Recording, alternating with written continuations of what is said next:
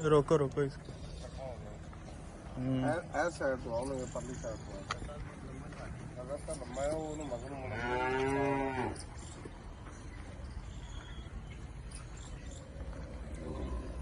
चलो चलाओ इधर ਨੂੰ चलाओ।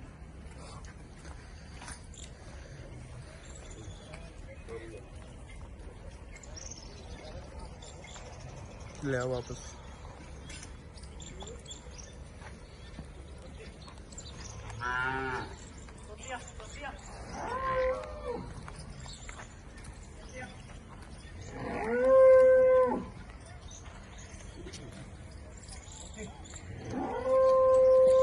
इधर लेके